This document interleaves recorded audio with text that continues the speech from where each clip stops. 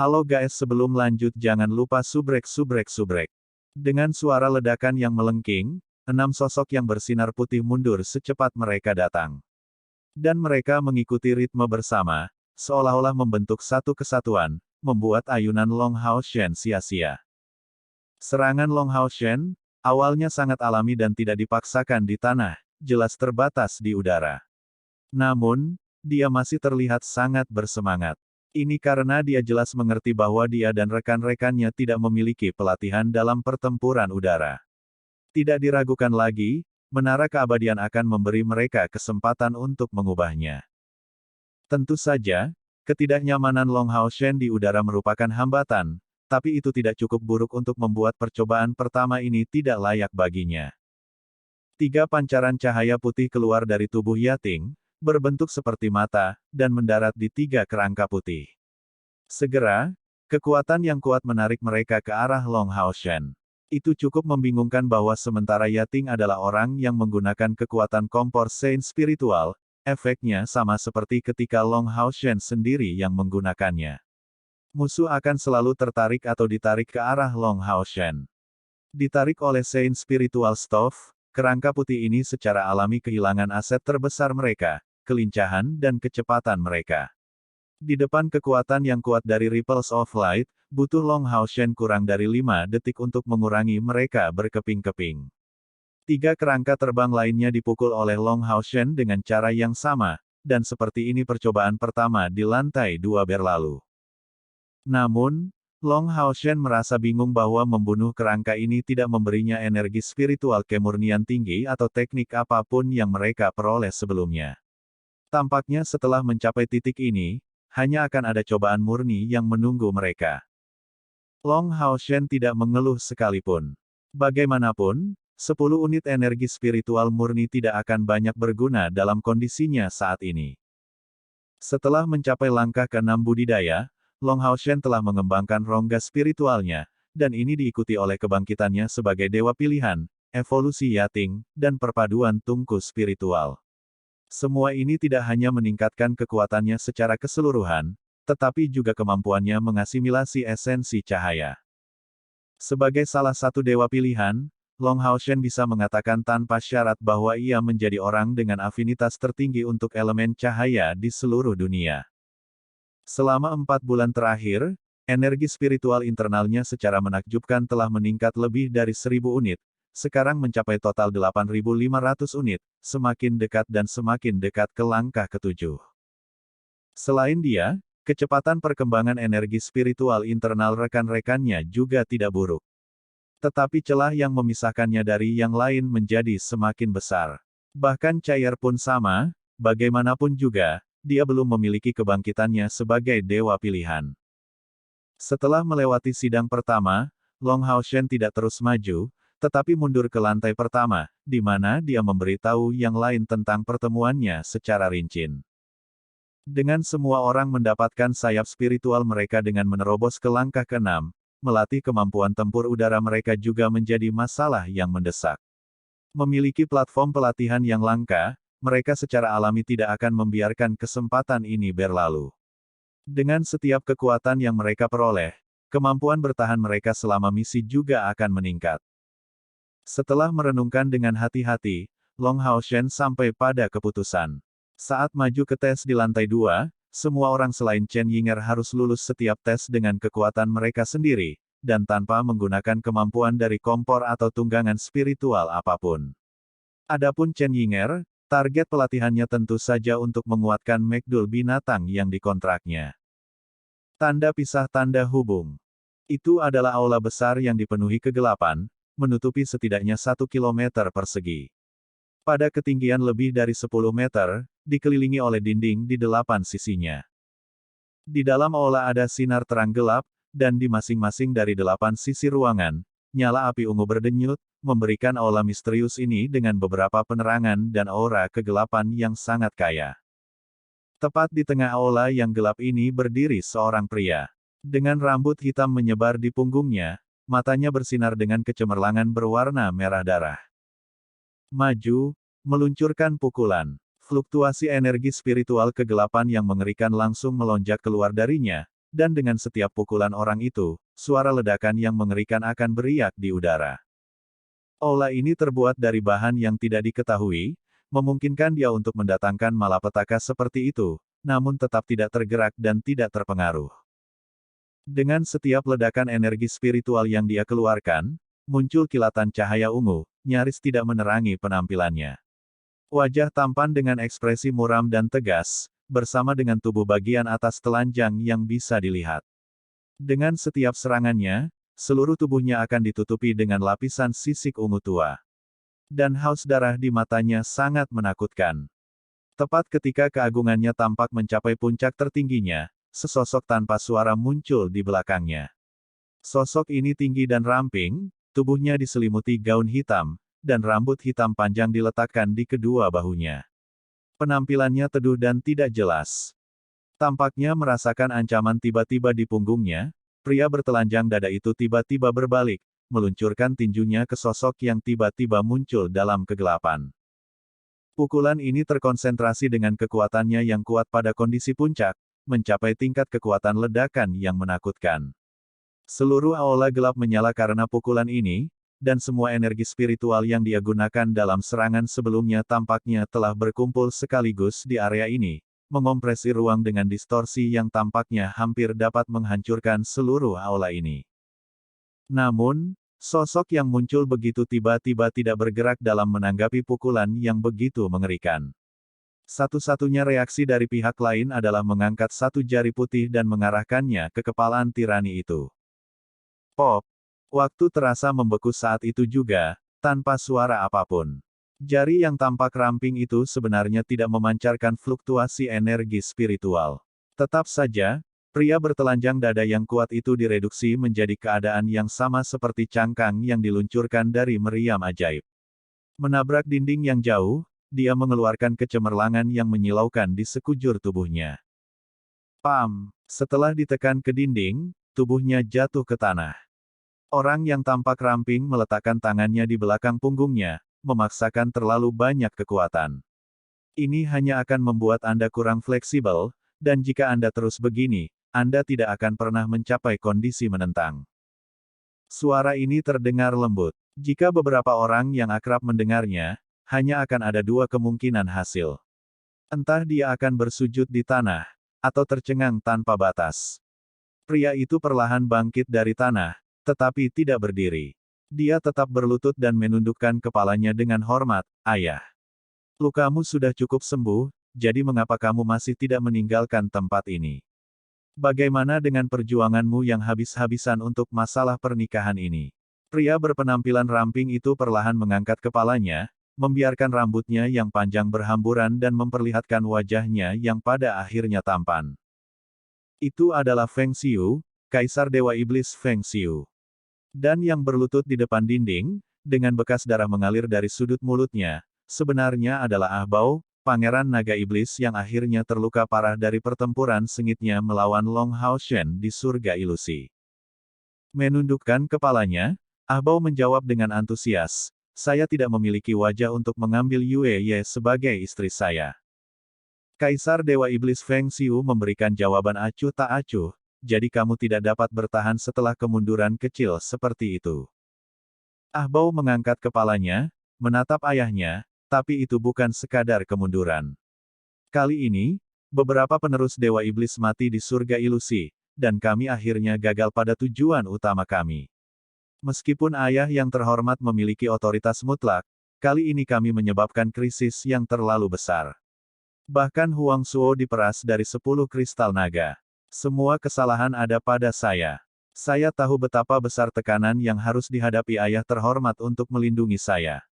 Saya adalah pendosa klan kami. Aku gagal memenuhi harapanmu, dan aku. Kaisar Dewa Iblis melambaikan tangannya, memotong, oke, tidak perlu mengatakan semua ini. Sebagai salah satu di atas, Anda tidak dapat terlalu peduli dengan manfaat dan kerugian di balik setiap hal kecil. Terlalu banyak berpikir hanya akan meningkatkan kekhawatiran Anda. Mengapa Anda tidak mencoba menggunakan alasan yang berbeda? Seperti yang akan dikatakan manusia, tidak perlu terjerat dengan masalah masa lalu. Kali ini, Kehilanganmu bukanlah ketidakadilan, dan itu terutama masalah keberuntungan. Selama acara berlangsung, Anda tidak melakukan kesalahan. Jika saya menggantikan Anda, saya tidak akan melakukan yang lebih baik.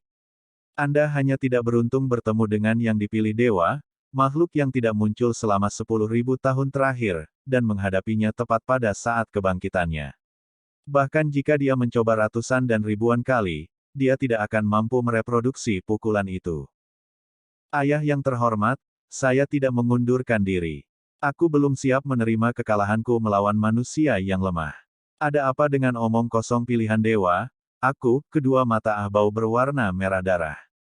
Di depan orang lain, dia akan selalu terlihat tenang, tetapi hanya ketika menghadapi Kaisar Dewa Iblis, dia akan mengungkapkan dirinya yang sebenarnya. Diam. Suara Feng Xiu sekali lagi menjadi tegas. Bahkan sebagai penerus Kaisar Dewa Iblis, Ahbau merasakan kemarahan ayahnya, dan mau tak mau segera tunduk padanya. Dia tidak berani mengeluarkan kata-kata lagi. Kaisar Dewa Iblis dengan dingin melanjutkan, jika kamu mempertahankan sikap ini, kamu hanya akan kalah ketika menghadapinya di lain waktu, dan bahkan lebih menyedihkan. Saya tidak mungkin datang untuk menyelamatkan Anda tepat waktu setiap saat. Tahukah kamu, bahwa kali ini, ketika aku merobek ruang untuk mendapatkanmu kembali, pembunuh Dewa Iblis yang menyebalkan itu memanfaatkannya untuk membunuh 3 anggota klan kita. Mereka memperingatkan saya. Mereka benar-benar idiot, dan ada eksistensi lain seperti Demon God Slayers. Manusia menjadi semakin sulit untuk ditangani. Sebagai penerus saya, jika Anda tidak dapat mengakui kekuatan manusia, Anda tidak memenuhi syarat untuk berhasil meraih gelar kaisar. Saya tahu bahwa Anda tidak yakin karena Anda percaya bahwa manusia ini jauh lebih lemah dari Anda. Namun, apakah Anda tenang untuk menganalisis alasan sebenarnya dari kerugian Anda? Kecuali fakta bahwa orang ini adalah orang pilihan dewa, yang memungkinkan dia untuk menggunakan pukulan yang begitu kuat di pintu kematian, apakah tidak ada alasan lain? Ahbau mengangkat kepalanya, menatap ayahnya, karena mereka mendapat dukungan dari surga ilusi, dan atributnya cocok dengan surga ilusi. Dan setelah itu, dia bergandengan tangan dengan juru bicara Dewi Alam itu untuk melawan kita. Kaisar Dewa Iblis bertanya dengan suara tenang, lalu mengapa dia berhasil mencapai itu? Ahbau terkejut, dan tidak bisa memberikan jawaban. Kaisar Dewa Iblis melanjutkan dengan suara berat, itu karena kecerdasan. Kami iblis, sering menjadi sombong karena kekuatan superior kami, dan inilah alasan mengapa Anda dikalahkan. Ada baiknya juga Anda ingin menunda pernikahan.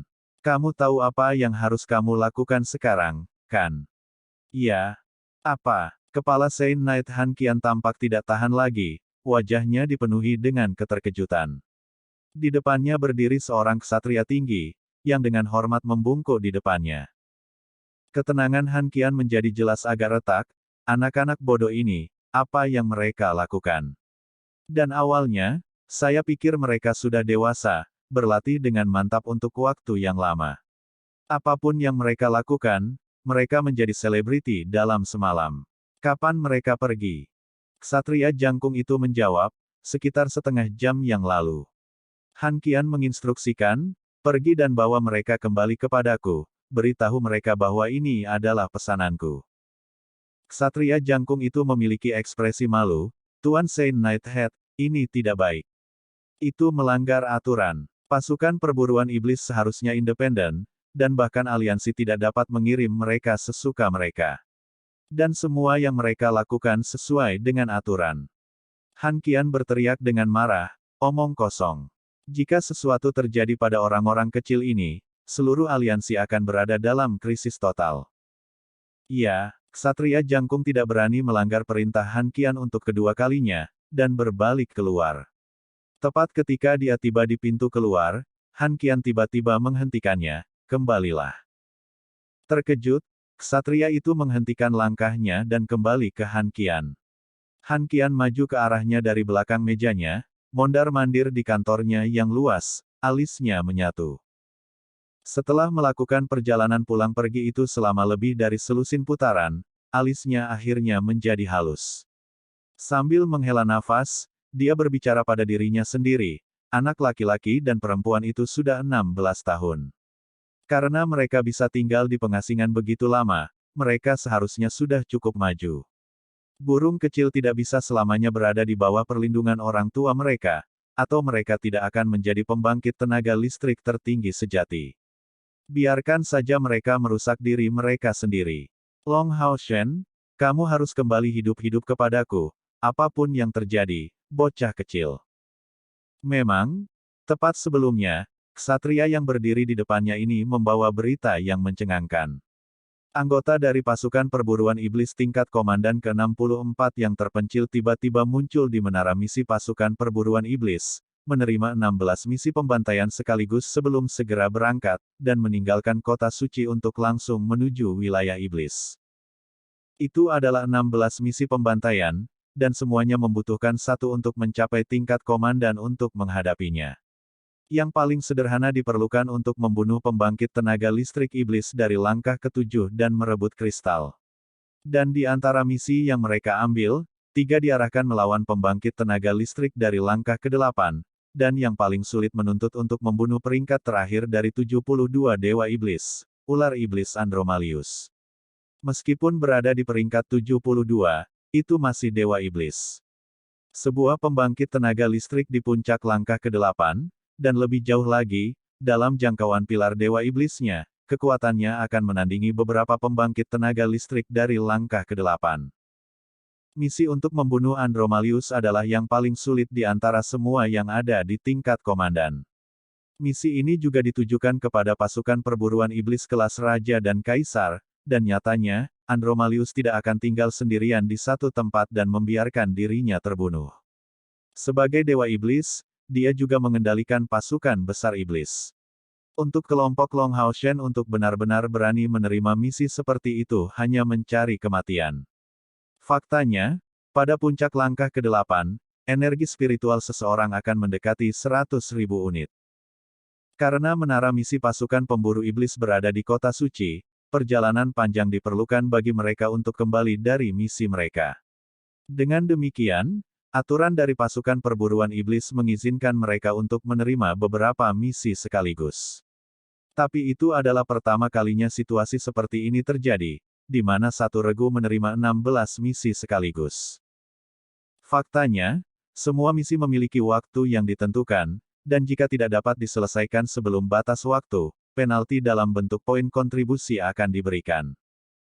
Tentu saja, ketika mengambil lebih banyak misi sekaligus, waktu yang diberikan akan diperpanjang sampai batas tertentu.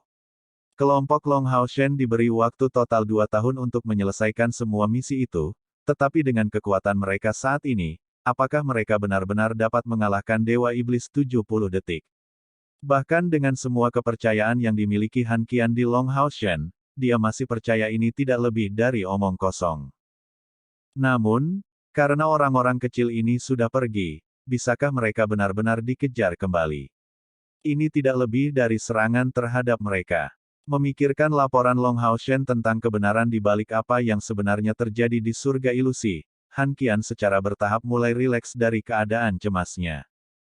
Itu benar, Han Qian sudah tahu tentang keberuntungan sebenarnya yang diperoleh tim Long Hao Shen di Illusory Paradise, meskipun dia tidak tahu bagaimana Long Hao Shen membawa semua orang masuk. Semua yang Long Hao Shen katakan adalah bahwa itu adalah rahasia yang tidak mungkin dibocorkan. Dengan setiap orang yang memiliki tungku spiritual, mereka seharusnya tidak memiliki masalah membela diri. Dan selanjutnya, Long Hao Shen masih muda, tapi tidak gegabah. Seharusnya tidak apa-apa membiarkan mereka marah sendiri. Dan selanjutnya, orang itu akan memastikan untuk melindungi mereka. Benar, aku harus segera melaporkan ini padanya. Mencapai titik pemikiran ini, Han Qian untuk sementara menekan kecemasan dalam dirinya, dan meminta ksatria jangkung itu mundur terlebih dahulu, sebelum buru-buru meninggalkan kantornya. Tepat pada saat itu, anak-anak muda yang membuat Saint Nighthead khawatir seperti itu duduk dengan nyaman di kereta, melihat pemandangan di kedua sisi, menikmati waktu relaksasi yang langka. Kereta adalah hak istimewa khusus untuk pasukan perburuan iblis. Di masa lalu, kelompok Long Hao Shen telah berbagi satu, tapi itu hanya sekali, selama misi wajib. Tapi kali ini, mereka bergerak sebagai pasukan pemburu iblis tingkat komandan, dengan hak untuk memiliki kereta mereka sendiri, secara alami membuat perjalanan jauh-jauh lebih nyaman. Setidaknya, sekarang mereka akan mendapatkan istirahat yang cukup selama perjalanan mereka. Pada saat itu, tidak satu pun dari 7 anggota pasukan perburuan iblis kelas komandan ke-64 yang benar-benar berkultivasi. Di kedua sisi, tirai jendela diperpanjang tinggi dan dengan tambahan lapisan kayu, kereta tidak bergoyang. Alih-alih budidaya, Long Hao Shen pingsan perintah.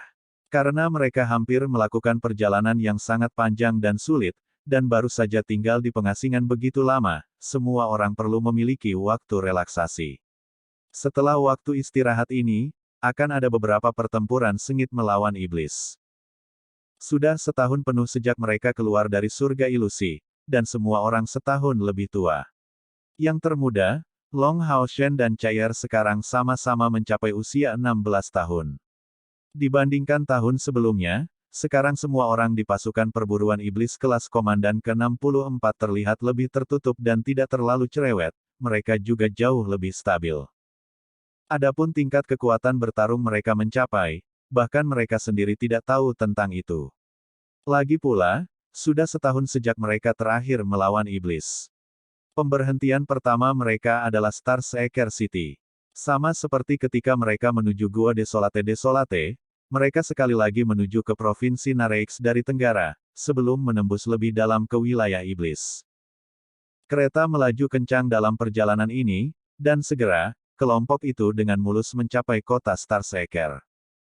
Selama setahun terakhir, pertempuran sering terjadi. Setiap benteng manusia akan menjadi sasaran satu demi satu serangan iblis yang kuat. Yang paling putus asa tentu saja kota Southern Mountain Pass, yang hampir dihancurkan oleh iblis. Jika bukan karena kedatangan bala bantuan yang cepat, akibatnya akan terlalu mengerikan untuk direnungkan. Benteng Tenggara milik kuil prajurit sebaliknya yang paling damai. Mungkin, itu karena Provinsi Nareix bertemu dengan penugasan ulang yang besar, tetapi meskipun iblis sering melancarkan beberapa serangan yang melecehkan, mereka tidak pernah meluncurkan pertempuran skala besar sejak saat itu. Dalam keadaan seperti ini, kota Star Seeker yang dikenal sebagai taman di belakang benteng Tenggara tampak tenang. Bisnis didorong secara efektif, dan orang-orang biasa hidup dalam damai dan bekerja dengan bahagia. Sebenarnya, ambisi manusia pada umumnya akan jauh dari ambisi iblis. Selama mereka memiliki kehidupan yang damai dan stabil, mereka akan sangat mudah dipuaskan. Kelompok 7 Long Hao Shen tidak membuat khawatir aula kantor dan militer dari kota Star Seeker. Mereka diam-diam menuju ke hotel berukuran sedang, dan mengatur agar 2 pengemudi kereta kembali ke kota suci setelah 2 hari istirahat. Lagi pula, mereka tidak akan bisa kembali selama misi ini, bagaimana mereka bisa diminta menunggu di sini. Mengizinkan semua orang untuk kembali ke kamar mereka untuk beristirahat, Long Hao Shen mengambil tangan Chai'er dan membawanya keluar dari hotel. Untuk menghindari menarik perhatian semua orang, mereka berdua mengenakan kerudung pelindung. Lagi pula, ketampanan yang luar biasa seringkali menarik perhatian orang. Berjalan-jalan di jalan utama kota Star Seeker, Long Hao Shen menarik tangan Chai'er, tertawa kecil, aku tiba-tiba teringat saat kita baru bertemu di kota suci. Sebenarnya, turnamen yang seharusnya kami prioritaskan hanya berfungsi sebagai penyangga pertemuan kita, dan alih-alih pertandingan itu, yang paling aku tunggu adalah waktu aku bisa menemanimu pulang setiap hari. Chai'er tertawa kembali, bagaimana mungkin aku hanya bisa mengingat sisi bodohmu saat itu. Tidak peduli, Long Hao Shen berkomentar sambil tersenyum, siapa yang ingin aku menjadi idiotmu? Selama kamu menyukainya, aku akan menjadi sebodoh yang kamu inginkan. Tampilan Chai'er segera menjadi lebih lembut, semakin dekat ke Long Hao Shen. Keduanya dikelilingi oleh suasana yang sangat hangat, sambil perlahan-lahan maju. Dalam perjalanan mereka berdua tampak sangat nyaman dan santai, maju dalam garis lurus sampai mencapai sebuah bangunan. Di gedung berlantai 2 ini tertulis huruf besar, Yue Ye Caravan. Memasuki wilayah iblis menyiratkan bahwa seseorang harus mengambil risiko besar, karena pengintaian di perbatasan wilayah iblis akan sangat ketat. Namun, Itu tidak akan sama jika mereka menyelinap masuk dengan Yue Caravan. Ras iblis dan aliansi kuil adalah sama dalam satu aspek, yaitu pengawasan ketat mereka di luar dan inspeksi lemah mereka di dalam. Selama mereka masuk, dan menyamar sebagai iblis dari klan iblis bulan, menjalankan misi mereka tidak akan begitu menantang. Dan selanjutnya, jika mereka bisa mendapatkan kerjasama Yue, misi mereka secara alami akan jauh lebih nyaman. Kira-kira 5 bulan yang lalu, Long Haoshen dan Chair diam-diam pergi sekali ke kota Star Seeker, bertemu Yue secara rahasia di tempat ini. Ini untuk membebaskannya dari pembatasan, dan untuk menjadwalkan operasi kali ini. Saat berjalan ke kamar dagang Yue, segera ada beberapa pekerja yang datang untuk menanyakan alasan kehadiran mereka. Long Haoshen memberi mereka lambang seukuran tangan bayi, menuntut mereka untuk mencari orang yang bertanggung jawab, dan menunggu dengan cair di aula Yue Caravan.